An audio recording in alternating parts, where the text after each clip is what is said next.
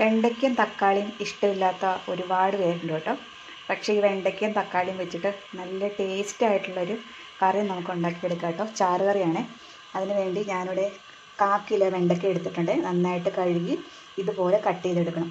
ഒരു ചെറിയ സവാള, 5-6 വെളുത്തുള്ളി, ഒരു ചെറിയ കഷ്ണം ഇഞ്ചി പൊടിയായിട്ട് കൊത്തിയരിഞ്ഞത്, 3 പച്ചമുളക്, ഒരു 1/4 കിലോ തക്കാളിയുണ്ട്, കറിവേപ്പില.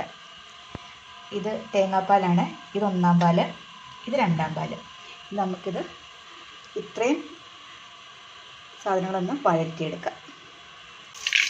കടുകിട്ട് പൊട്ടിച്ചെടുക്കാം. ഇനി നമുക്കിതിലേക്ക് അരിഞ്ഞു വെച്ചിരിക്കുന്ന വെണ്ടയ്ക്കയും സവോളയും പച്ചമുളകും വെളുത്തുള്ളിയൊക്കെ ചേർത്ത് കൊടുക്കാം. 1 സ്പൂൺ ഉപ്പും കൂടെ ചേർത്ത് കൊടുക്കുന്നുണ്ട്. ഇതൊന്ന് വഴറ്റിയെടുക്കാം.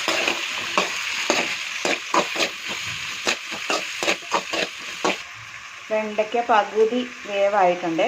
ഇനി നമുക്കിതിലേക്ക് ഇതിൻ്റെ പൊടികളൊക്കെ ചേർത്ത് കൊടുക്കാം കേട്ടോ. ഒരു ചെറിയ സ്പൂൺ കാശ്മീരി മുളക് പൊടി, ഒരു ചെറിയ സ്പൂൺ എരിവുള്ള മുളക് പൊടി, 1/2 സ്പൂൺ മല്ലിപ്പൊടി, ആവശ്യത്തിന് മഞ്ഞൾപ്പൊടി, ഒരു ചെറിയ ടീസ്പൂണാണ് കേട്ടോ മീറ്റ് മസാലയാണ്. ഇത്രയും ചേർത്താൽ മതി കേട്ടോ. നമ്മൾ എന്ത് കറി വെച്ചാലും ഒരുപാട് മസാലകളൊക്കെ വാരിയിട്ടാൽ ആ കറിയുടെ യഥാർത്ഥ രുചി അങ്ങ് പോകും കേട്ടോ. അതുകൊണ്ട് ഒരുപാട് മസാലയൊന്നും പച്ചക്കറി വെക്കുമ്പോഴാണെങ്കിലും ഇറച്ചിയും മീനും വെക്കുമ്പോഴാണെങ്കിലൊക്കെ പ്രത്യേക കാര്യം ഓർക്കണം. ഇനി ഇതിലേക്ക് നമുക്ക് തക്കാളിയും കറിവേപ്പിലയും കൂടി ചേർത്ത് കൊടുക്കാം കേട്ടോ. അരിഞ്ഞ് വെച്ചിരിക്കുന്ന തക്കാളി. ഇനി ഇത് നമുക്കൊന്ന് വഴറ്റിയെടുക്കാം കേട്ടോ.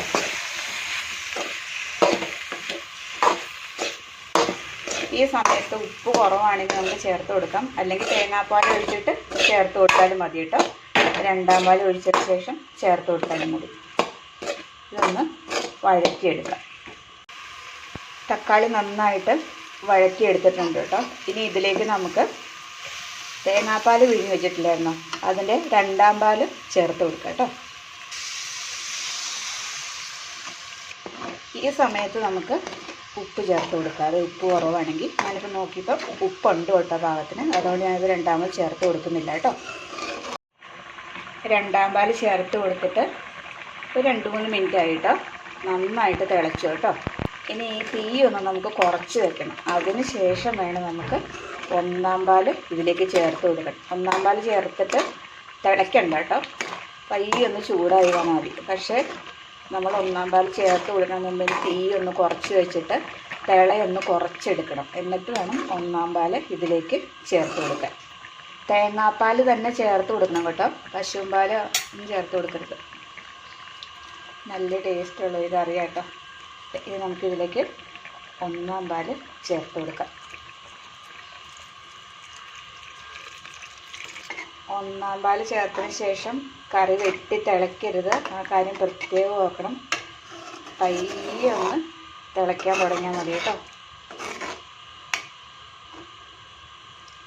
അപ്പോൾ 1-ാം പാൽ ചേർത്ത് കൊടുത്തിട്ട് ഇതിൻ്റെ അടുത്ത് തന്നെ നിൽക്കണം. പാലൊഴിച്ച് കൊടുത്തിട്ട് അതിലേക്ക് പോയാൽ തിളച്ച് പോകും. പയ്യെ ഒന്ന് തിളയ്ക്കാൻ തുടങ്ങിയാൽ മതി കേട്ടോ. അപ്പോഴത്തേനും നമുക്കത് വാങ്ങിയെടുക്കാം. ഇതുണ്ട് ചെറുതായിട്ട് തിളയ്ക്കാൻ തുടങ്ങുന്നുണ്ടോ കണ്ടോ. ഇനി തീ അങ്ങ് ഓഫ് ചെയ്യണം കേട്ടോ. അത്ര ആയാൽ മതി കേട്ടോ. ഉടനെ ഒന്ന് ഇളക്കി കൊടുക്കുകയും വേണം. നല്ല ടേസ്റ്റാണ് കേട്ടോ. എല്ലാവരും ഇതുപോലെ ഒന്ന് ഉണ്ടാക്കി നോക്കണേ. വെണ്ടയ്ക്കയും തക്കാളിയും ഇനി ആരും തള്ളിക്കളയണ്ട കേട്ടോ.